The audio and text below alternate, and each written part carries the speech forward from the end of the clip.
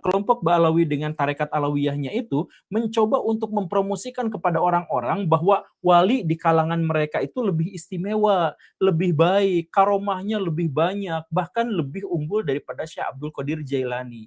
Makanya di dalam cerita-cerita khurafat yang kemudian dituliskan oleh Kang Aziz itu, betapa besar keinginan mereka untuk merendahkan pihak lain. Nah, kemudian untuk bisa membuat mereka itu tetap ada, dan mereka tetap dihormati, maka mereka bikin cerita-cerita bahwa kalau jauh dari keturunan Nabi, nanti akan kena musibah, nanti tidak akan dapat syafaat, nanti akan meninggal dengan su'ul khotimah dan sebagainya. Kemudian, nah mereka bikin kuburan. Kenapa mereka harus bikin kuburan? Ini bisnis kuburan dari kelompok Ba'alawi itu sebenarnya bukan hanya ada di Indonesia di zaman sekarang. Kalau misal Kang Charlie dan Gus Aziz pengen tahu, bisnis kuburan itu omsetnya antara 15 sampai 20 triliun per tahun. Baik, di dalam kitab Ba'alawi ini ya, bagi beberapa kategori, bahkan dari seluruh literatur kitab Ba'alawi ini sangat menjelaskan dan sangat gamblang bahwa kita sudah bisa menyimpulkan arah daripada ajaran Ba'alawi ini kemana. Bahkan di dalam kitabnya pun tercantum penghinaan kepada sahabat Nabi. Nah, tentunya kalau kita melihat konteks penghinaan kepada sahabat Nabi, kita bisa ambil sebuah kesimpulan bahwasanya ajaran ini mendekati ajaran Syiah, di mana Syiah itu mengkafirkan dan melaknat sahabat Nabi. Dan itu tercantum di dalam kitab-kitabnya Ba'alawi. Kita langsung membukanya saja di bagian penghinaan kepada sahabat Nabi. Untuk sebelum itu, sebelum materi, kita akan mendengarkan terlebih dahulu tanggapan daripada Guru Gembul terkait ajaran Ba'alawi ini yang banyak menyimpang daripada akidah Ahlussunnah wal Jamaah. Silakan, monggo Pak Guru Gembul. Assalamualaikum warahmatullahi wabarakatuh. Waalaikumsalam warahmatullahi wabarakatuh. Saya ingin mencoba untuk menjadi objektif dan netral sama seperti biasanya. Jadi saya akan memulai narasi dari sejarah kenapa Ba'alawi bisa menyimpang dalam tanda kutip secara akidah dan syariah. Jadi ceritanya begini, pada abad ke-8, abad ke-9, dan abad ke-10, tasawuf itu berkembang di dunia Islam sebagai sebagai reaksi atas betapa kecewanya orang-orang Muslim terhadap politik, militer, dan sistem sosial yang ada di dunia Islam. Jadi khalifah-khalifah yang tidak terlalu berkuasa, tetapi kemudian mereka bergelimang harta, orang-orang fakir miskin masih ada, tetapi orang-orang kaya juga ada dan tidak memberikan sedekahnya dan sebagainya. Kemudian ada perdebatan-perdebatan fikih yang sangat mengerikan, sampai ada seorang ulama besar, Ibnu Jarir At-Tabari, itu yang meninggal karena dilempari batu oleh sesama muslim hanya gara-gara dia mengikuti pendapat Imam Hanafi di atas pendapat Imam Ahmad bin Hambal misalkan. Ada peristiwa-peristiwa yang sangat brutal, yang sangat mengerikan di zaman itu, sehingga banyak di antara kaum muslimin yang diantaranya adalah para ulama yang memutuskan untuk agak menjauhi dari nilai-nilai atau dari ajaran-ajaran fikih. Mereka tuh mulai menjauh, dan ketika mereka menjauh, maka didapatilah ada teori-teori tasawuf yang sudah dikembangkan diantaranya oleh Imam Al-Qushairi, kemudian Imam Al-Junaid, dan lain sebagainya. Nah, ketika banyak orang-orang yang berbondong-bondong masuk ke dalam tasawuf, kemudian diajarkan bagaimana kedekatan diri dengan Tuhan, bagaimana kita bisa berinteraksi dengan alam, bagaimana kita bisa menyucikan diri, bagaimana cara kita membaikkan budi pekerti kita, dan sebagainya. Nah, ajaran-ajaran ini tuh karena dia dilatari oleh kekecewaan terhadap dimensi sosial, maka dia juga cenderung agak menjauhi dari tradisi-tradisi fikih. Dan karena agak jauh dari tradisi-tradisi fikih, maka pada akhirnya muncul kelompok-kelompok tasawuf yang ekstrim. Seperti diantaranya adalah Abu Yazid Al-Bustami dan Al-Halaj sampai mabuk cinta ilahi dan kemudian mengatakan bahwa saya adalah Allah Subhanahu wa taala, bahwa saya adalah Al-Haq gitu dan seterusnya dan seterusnya. Nah, ini orang-orang sufi kemudian berpikir gimana caranya untuk bisa mendekatkan diri kepada Allah Subhanahu wa taala, gimana caranya untuk tetap kritis terhadap pemerintah dan tetap terhadap duniawi, gimana caranya agar kita tuh bisa menjadi orang yang baik dan benar-benar bisa menikmati cinta kasih Allah, tapi kita tidak terjerumus seperti yang terjadi pada Al-Halaj dan Al-Bustami yang syatahatnya itu begitu mengerikan. Nah, beberapa abad kemudian masalah ini tuh terpecahkan, yaitu dengan munculnya Imam Abu Hamid Al-Ghazali. Imam Abu Hamid Al-Ghazali itu yang kemudian bikin semacam yang merumuskan dasar-dasar torekot atau torikoh. Nah, tarekat-tarekat itu sejak saat Imam Abu Hamid Al-Ghazali itu bikin, dia jadi seorang sufi di akhir hayatnya, kemudian setelah itu dia mulai mengajarkan metodologi berorganisasi dalam tasawuf itu, dan akhirnya bermunculanlah tarekat-tarekat. Salah satu yang kemudian paling pertama, tarekat pertama dan paling signifikan dampaknya, itu adalah tarekat yang dikembangkan oleh seorang yang kita sebut sebagai wali, Syekh Abdul Qadir Al-Jailani atau Al-Jilani, karena berasal dari Jilan. Nah, Syekh Abdul Qadir Jailani ini bikin tarekat dan kemudian diikuti oleh kelompok-kelompok yang lain. Wah, Al-Jailani sukses dalam hal itu untuk membaikkan manusia, sukses untuk menyelamatkan manusia dari dosa dan seterusnya. Akhirnya banyak orang yang bikin. Tetapi masalahnya adalah seiring berjalannya waktu, tarekat-tarekat itu berkembang dan mulai bersaing satu sama lain. Nah, persaingan-persaingan ini tuh akhirnya ada yang menyebabkan di antara tarekat-tarekat itu tetap di jalan yang lurus, ada yang berusaha untuk menghalalkan segala cara untuk memperkuat tarekatnya, untuk memenangkan persaingan.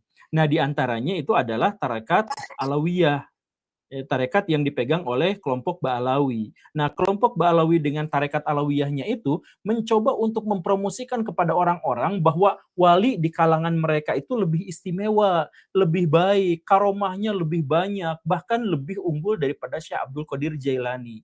Makanya di dalam cerita-cerita khurafat yang kemudian dituliskan oleh Kang Aziz itu, betapa besar keinginan mereka untuk merendahkan pihak lain.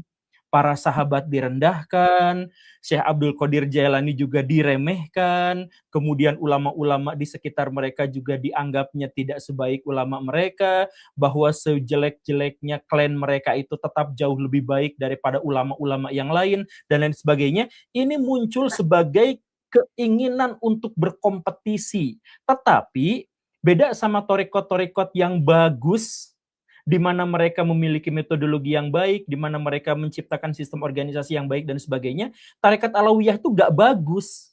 Karena itu satu-satunya cara agar mereka bisa bertahan dalam persaingan, ya mereka tuh harus ciptakan cerita-cerita yang bombastis, yang di atas, yang lebih daripada ulama-ulama yang lain.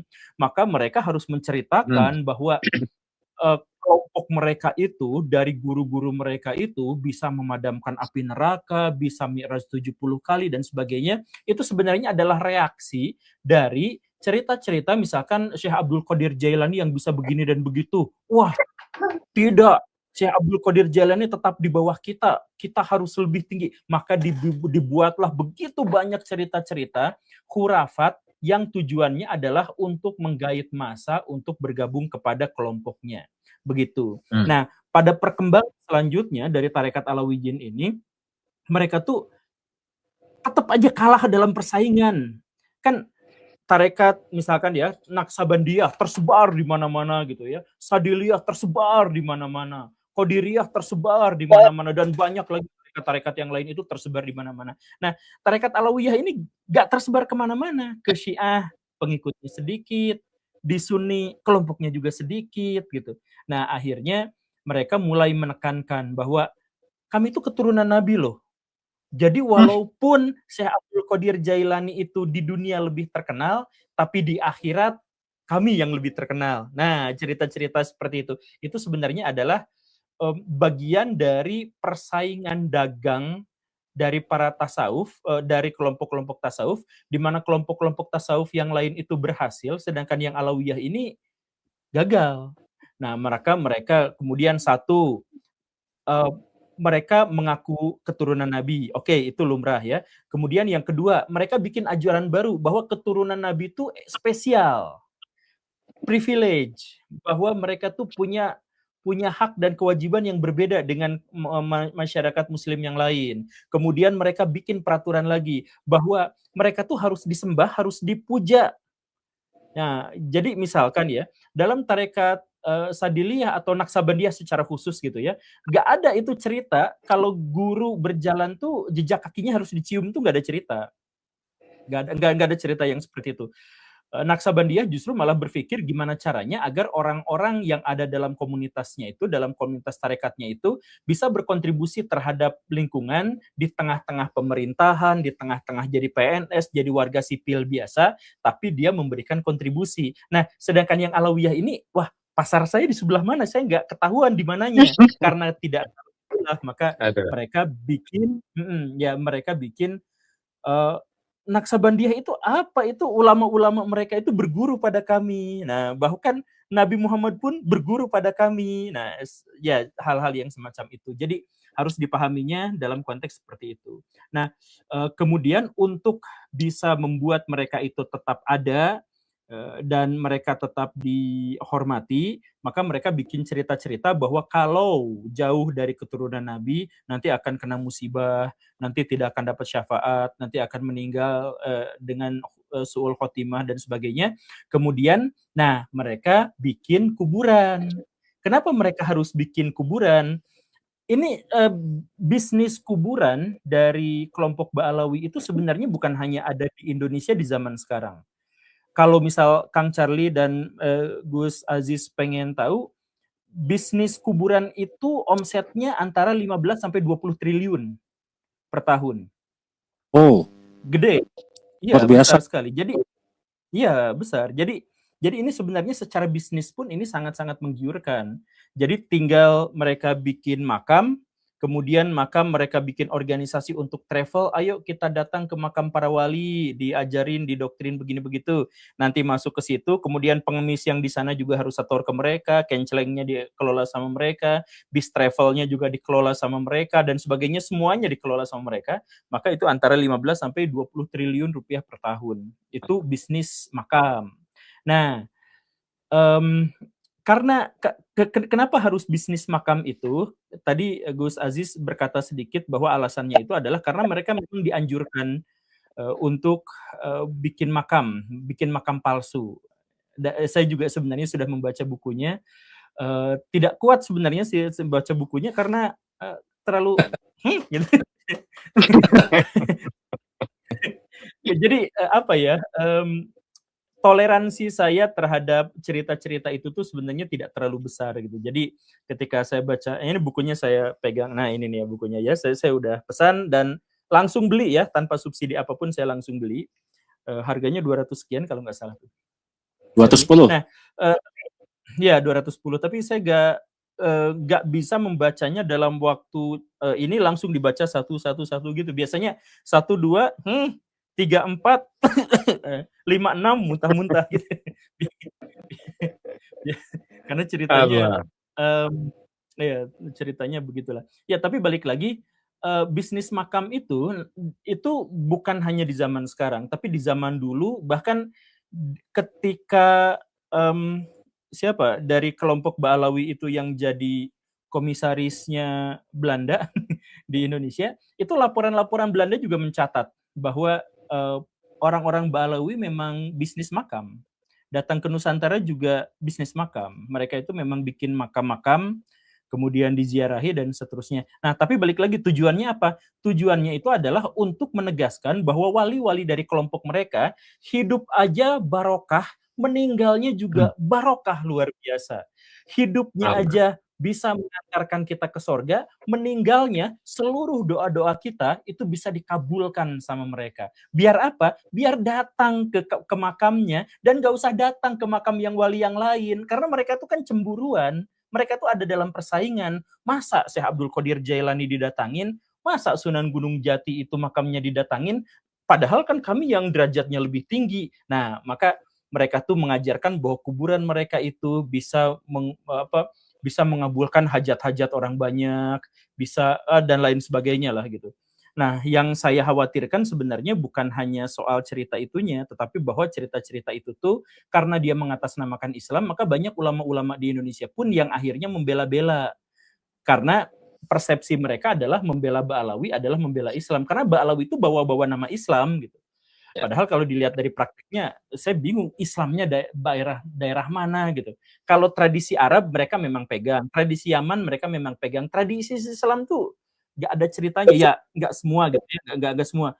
Jadi banyak dari klan Ba'alawi juga yang tidak terlibat dalam tarekat Alawiyah, itu yang sebenarnya memang kita layak untuk beri penghormatan kepada mereka gitu. Yang mereka tidak jualan nama Nabi gitu, yang mereka nggak bikin praktek-praktek khurafat yang aneh-aneh, kan banyak juga di antara mereka gitu ya. Banyak yang seperti itu. Tapi intinya yang khususnya yang Alawiyah ini, kemudian yang bikin tarekat ini, yang tarekatnya sebenarnya juga tidak kuat-kuat amat, mereka berusaha sekuat tenaga untuk menampilkan citra bahwa mereka adalah yang paling unggul di antara semua ulama, di antara semua tokoh, di antara semua tarekat.